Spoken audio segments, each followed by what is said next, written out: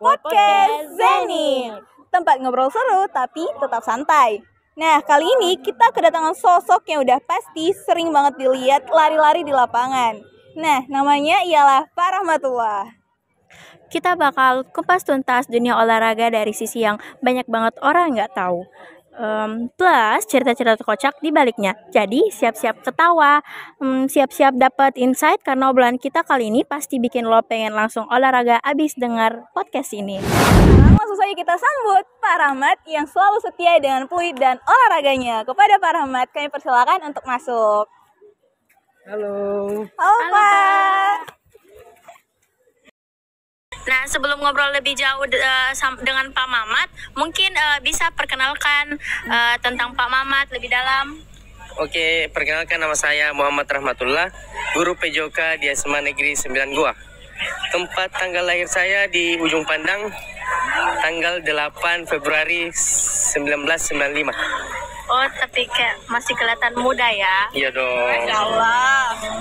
Ini sebelum jadi olahraga, Bapak memang hobi di bidang olahraga atau bagaimana? Iya, saya hobi di bidang olahraga, apalagi di bidang olahraga tertentu yaitu sepak bola. Nah Pak, jujur aja nih, Bapak lebih milih ngajar olahraga di anak-anak bandel atau ngepel lapangan gitu?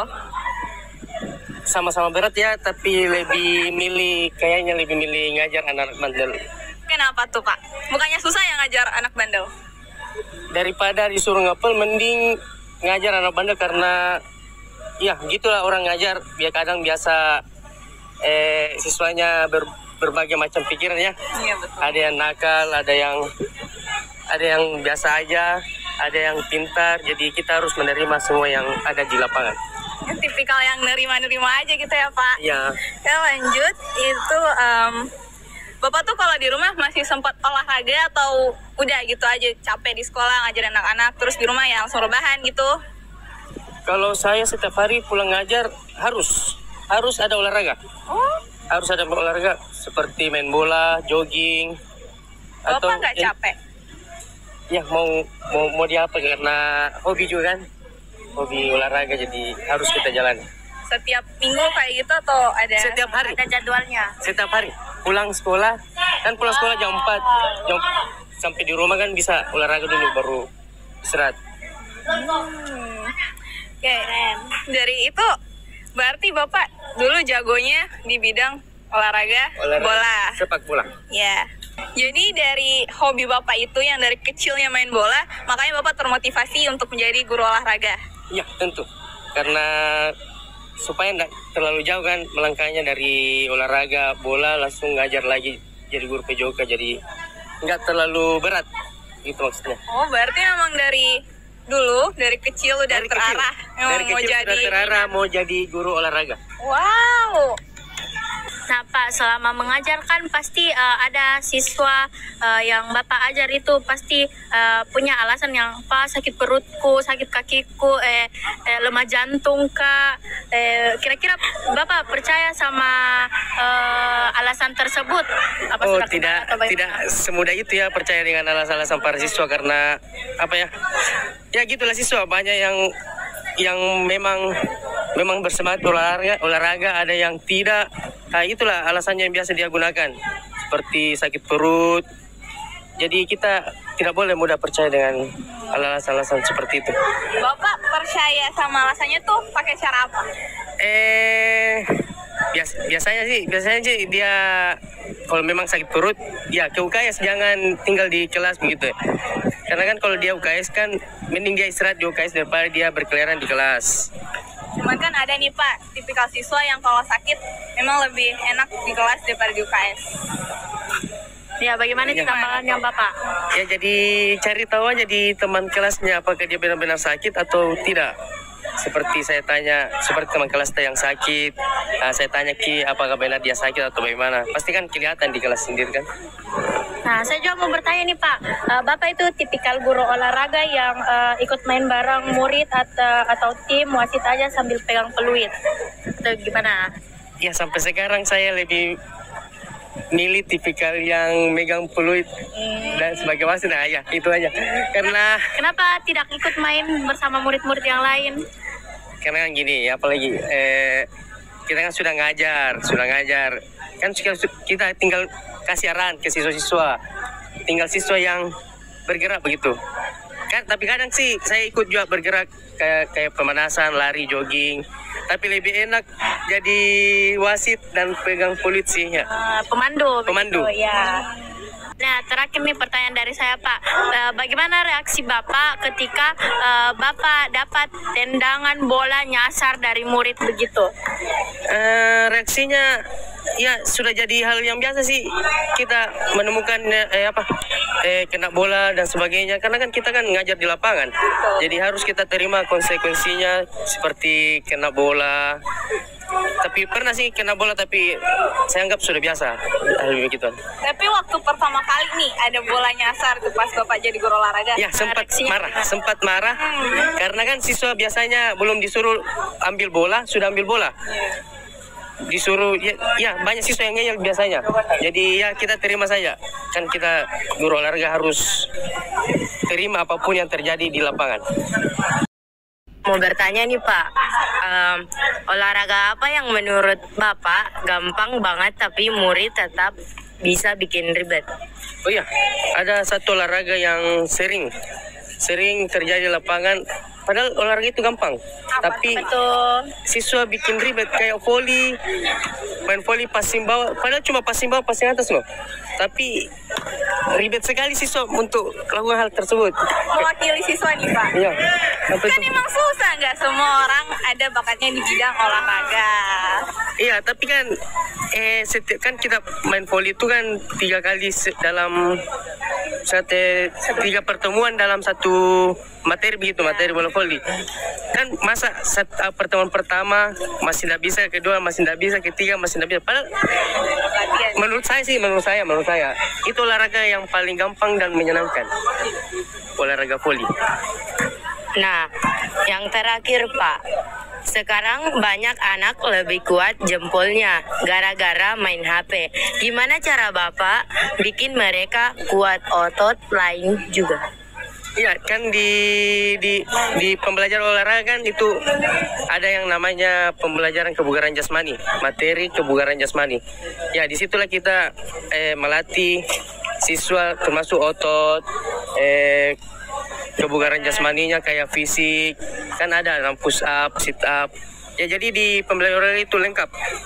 Ada untuk ototnya, ada untuk nafasnya, fisiknya. Jadi tinggal siswa yang menjalankan begitu. Nah, Pak, saya mau minta motivasi dan pesannya dari Bapak nih. Apa sih rahasia Bapak tetap semangat ngajarin olahraga walaupun sering dijadiin alasan murid buat kabur, main, atau alasan lainnya? Motivasi saya yaitu membuat siswa cukup untuk kebutuhan geraknya begitu. Tidak cuma main-main. Dalam olahraga kan biasanya siswa itu cuma pikirannya cuma main-main apa dan sebagainya. Tapi pada saat saya mengajar, ada saat dimana saya bercanda, ada saat dimana saya serius. Jadi motivasi saya itu yang jelas siswanya kebutuhan gerak pada siswa tersebut itu cukup. Itu saya motivasi saya. Kalau alasan Bapak tetap semangat ngajarin murid yang bandel tuh apa, Pak? Itu tuh. Ya itu sebagai apa lagi? Challenge, sebagai tantangan sebagai untuk saya sendiri. Karena itu tadi kita harus menerima apapun watak dari siswa. 36 siswa yang kita ajar semua wataknya berbeda-beda. Jadi kita harus menyatukan 36 kepala dalam satu pemikiran. Jadi itu termasuk challenge untuk saya. Dan semoga kedepannya semakin bagus lagi. Masya Allah, pemikirannya hebat ya teman-teman. Nah, pertanyaannya lain nih, Pak. Bapak punya tips nggak biar olahraga tuh nggak kerasa seperti hukuman, melainkan seperti main-main saja bagi murid-murid yang malas berolahraga? Iya, jadi setiap pembelajaran PJOK itu saya selingi. Saya selingi terutama pada saat pertama pemanasan, saya gunakan games dan sebagainya supaya siswa itu enggak boring. Kalau Bapak bisa bikin slogan olahraga ala Bapak sendiri nih, bunyinya gimana tuh? Oke, jadi slogan yang langsung terlintas aja. Iya, boleh. Sebagai slogannya itu, di dalam jiwa yang sehat terdapat tubuh yang bugar. 3 pertanyaan penutup nih Pak. Terakhir, kalau Bapak bisa jadi atlet internasional nih, Bapak pengennya di cabang apa? Ya, sesuai cita-cita saya itu cabang olahraga sepak bola. Wow. Nggak pernah berubah ya dari Nggak kecil pernah berubah. cita-citanya. Itu hobi sekaligus sempat jadi mata pencarian sih sebelum jadi guru. Oh, berarti Jadi Bapak pernah ikut menjadi iya, klub-klub sepak bola? sepak bola, tapi bukan pro, cuma tarkam. Selanjutnya Pak, Bapak pernah nggak pura-pura sakit biar nggak olahraga juga waktu sekolah dulu? Oh, sering. Apalagi dulu kan guru olahraganya, ya minta maaf ini, guru olahraganya kan, kita tahu guru olahraganya dulu kayak gimana. Kasih bola sudah tinggalkan. Jadi sangat beda dengan sekarang. Sekarang itu alat-alatnya, sarana prasarana sudah lengkap. Dulu kan masih minim. Jadi kita malas olahraga, jadi biasa beralasan. Tapi kan Bapak suka nih main bola. Ya. Kok bisa kepikiran gitu? Walaupun gurunya emang nggak asik. Tapi kan suka olahraga. Oh, saya olahraga di sekolah itu dulu waktu SMA. Waktu SMA bisa setiap hari. Walaupun bukan jam olahraga, setiap hari saya olahraga. Karena kadang ada yang tiba-tiba olahraga di lapangan, main bola, ikut. Nah, jadi tidak terarah begitu. Jadi mau saya sendiri olahraga sepak bola. Layaknya murid-murid pada umumnya ya Pak. Pada umumnya, yang nakal sedikit. Ya sih wajar cowok. Terakhir nih Pak, Bapak lebih pilih push up 50 kali atau traktir sekelas bakso? Mending saya traktir kelas saja ya. Berarti Karena Pak Mamat ini orangnya royal. Royal. Anak muridnya. Kita tahu sendiri kan di kelas bagaimana ya. Saya itu royal, apalagi sama nilai saya royal sekali. Daripada saya push up 50 kali sudah tidak sanggup, mending saya traktir saya sekelas ya, bakso. Tapi bakso tusuk. Tusuk. Yang 1.000 orang. Kan tidak ada uang. Baik, kami ucapkan terima kasih atas partisipasi Bapak dalam podcast kami. Sama-sama. Terima kasih sudah meluangkan waktunya dan berbagi cerita lucu dan menarik. Ya, sama-sama. Wah, gila ya. Ngobrol sama Pak Mama tadi ternyata seru banget. Dari cerita lucu di lapangan, trik ngadepin murid yang suka alasan, sampai tips biar olahraga nggak berasa kayak hukuman. Kami ucapkan terima kasih kepada Pak Mamat yang sudah meluangkan waktunya berbincang-bincang kepada kami. Nah, semoga sehat terus dan tetap jadi penyemangat anak-anak biar rajin gerak. Buat kalian yang lagi dengerin, ingat ya, olahraga itu nggak harus ribet, yang penting gerak, happy, dan konsisten. Saya atas nama Gialena Senda Yumna Hairunisa serta 2 partner saya Anissa Wirapatni Natsir. Saya Reski Noramila M. pamit undur diri. Sampai ketemu di episode berikutnya. Dan ingat, jangan cuma jempol doang yang kuat, tapi badan juga harus ikut latih. Bye-bye. Saatnya sudah Anissa tadi.